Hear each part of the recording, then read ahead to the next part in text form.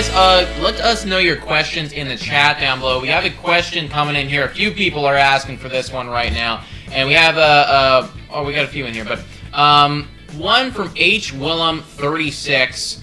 And it's also, like, we got a bunch of people saying, like, what would you trade for this guy? But basically, H. William 26 coming in here and saying, would you trade Elvis Martinez, Jordan Groshans, and Nate Pearson for Juan Soto? And then a bunch of other people in this chat asking us, what would you trade for Juan Soto? Mm-hmm. So, first off, we'll get into what would we trade, but if the Nationals were to offer you up right now, picture it, it's Yahoo Fantasy. You got the trade in your inbox. It's Elvis Martinez, Jordan Groshans, and Nate Pearson, and you're getting back Juan Soto. Do you hit the accept button? Yeah.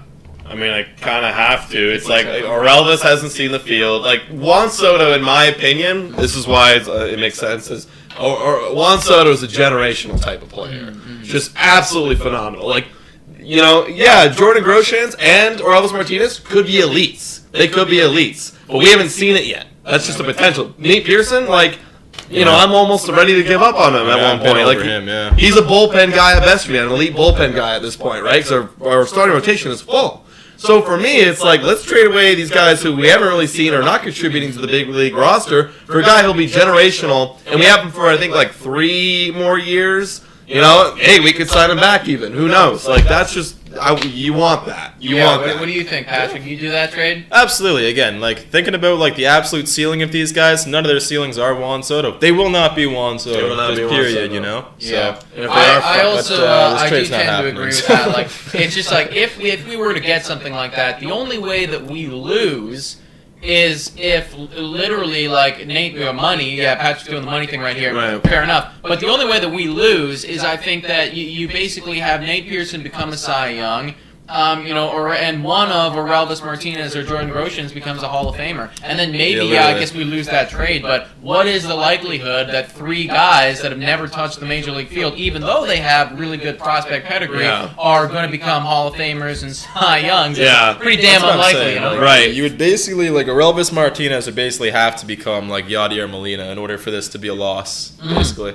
Or Elvis Martinez, the second base shortstop guy or third base. For me, it's you'd have to be Hall of Famer is going to play 18 years for this franchise. Right. For me, in the NHL, they have medium elites or whatever. I think Elvis Martinez is a medium elite. I think his ceiling, you could see him win a few Silver Sluggers in his career, a few All-Star games. That's what I see his ceiling. That's his ceiling. I don't see it being like Juan Soto. That's what I mean. Another thing too, these guys aren't going to play their entire careers for us. We're not going to be able to keep all these guys. No. That's what I mean. So if we lose, it's because this guy becomes a Hall of Fame and plays his entire career with one team. And who cares? And honestly, let me throw this out too. And you guys talking about losing, but just from a winning standpoint, who cares about if we lost it? If Juan Soto comes over here and brings us and helps us to hit a few home runs in the World Series, I will say that as well, right? If we can find a way to acquire Juan Soto without giving up a single one of our current people on our roster right now, then the entire we're laughing, and the entire mentality of this team has just shifted to we have to win in the next 3 years. There is no excuses. We actually have to win because after those 3 years, we are going to be gone. Soto, Vlad, both would be off the books. They're gone. It's at the end of the day, and maybe you get to keep one of them. Yeah. Maybe.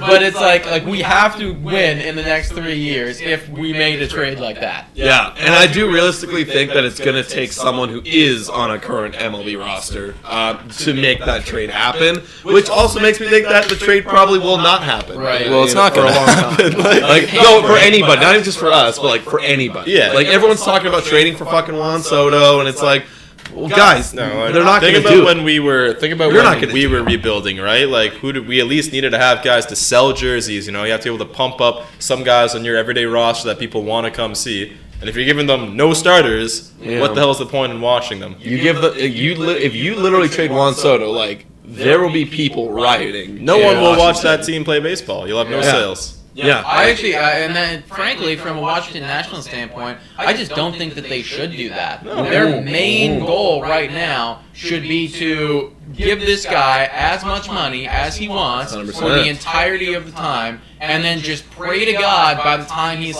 28, you built a team around him somehow. And Yeah. he's still lead, and you can win World Series. That's the way you got to do it. I mean, you also got to convince Juan Soto to stay here. That's- You gotta say, like, because the reason why us Blue Jays, well, we haven't signed our boys back, but the reason why we're able to get all these free agents in is because we showed them, hey, this is the formula. We've built this core. Now we're gonna add these. Now we're gonna add these pieces, which are you. We're gonna add this guy. We're gonna add this guy. We're gonna trade for this guy. The only, and way they came. the only way that you get Juan Soto to stay where he is right now is you need to, as a manager, first off, pay him $500 million, and then also show him a concrete 5-year plan as to how it is that we are going to rebuild this team, where this is exactly what we're going to do year in and year out, and then by the time you're 27 years old, we're going to have pieces and going to be competitive again. Yeah, they're gonna need to, man. I mean, think about how fast the Blue Jays rebuilt. It was amazing. Yeah, it was pretty man. phenomenal. Like literally, think about when the boys, like 17, 18, we were bad. Brought the boys up 19, it's still bad. 2021, it's like 21 we're competitive again. Now we're competitive. It's like, and we still got 3 years with our young guys. Oh, it's amazing. absolutely,